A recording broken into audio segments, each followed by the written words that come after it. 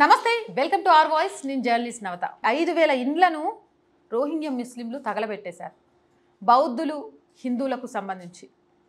అసలు ఇలాంటి వార్తలు చదివినప్పుడు ఒక పక్కన భయంతో పాటు మరో పక్క నుంచి ఆవేశం వస్తుంది. ఎదుటి వాళ్ళను చంపడం, ఎదుటి వాళ్ళను తగలబెట్టడం, మేము తప్ప ఇంకే మతం కూడా బ్రతికి ఉండకూడదు అనుకోవడం, ఇంతకు మించిన పైశాచికత్వం ఏదైనా ఉంటుందా అనిపిస్తుంది.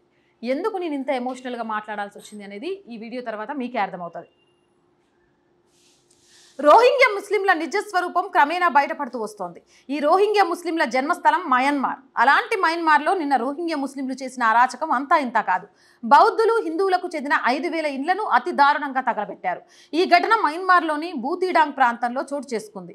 ఈ బూతిడాంగ్ ప్రాంతం బంగ్లాదేశ్కి 25 కిలోమీటర్ల దూరంలో ఉంటుంది. బూతిడాంగ్ ప్రాంతంలో దాదాపు 5000 మంది హిందూ బౌద్ధులు కుటుంబాలు నివసిస్తున్నాయి.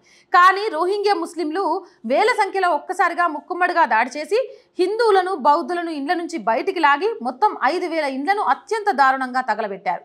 సమయానికి మయన్మార్ పోలీసులు రాబట్టి సరిపోయింది, లేకపోతే ప్రాణ నష్టం కూడా భారీగా జరిగి ఉండేది.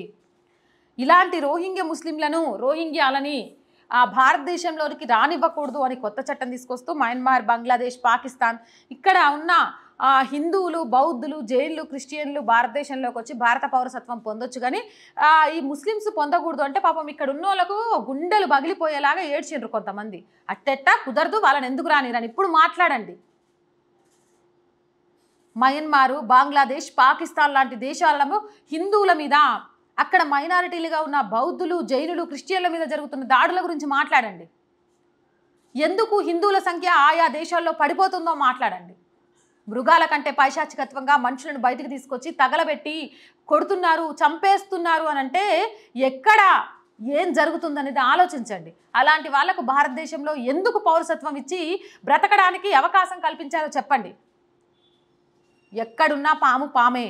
కాటేసే పాముకి ఎంత పాలు పోసినా సరే అది కాటేస్తుంది. ఆ విషయాన్ని గుర్తుపెట్టుకోవాలి. ఇలాంటివి చదివినప్పుడు ఇలాంటి వాళ్ళు మన దేశంలోకి వచ్చి మన దేశంలో ఓటు బ్యాంకు రాజకీయాల కోసం వాళ్ళకు ఓటర్ ఐడీలు, ఆధార్ కార్డులు అవి ఇవి ఇచ్చి మన పథకాలన్నింటినీ వాళ్ళకి అందేలాగా చేస్తున్నామంటే ఈ దరిద్రుల్ని పెంచి పోషిస్తున్న ఓటు బ్యాంకు రాజకీయాల్ని ఏమందాం? సిగ్గుపడాలి. పెంచి పోషిస్తున్న రాజకీయ నాయకులు.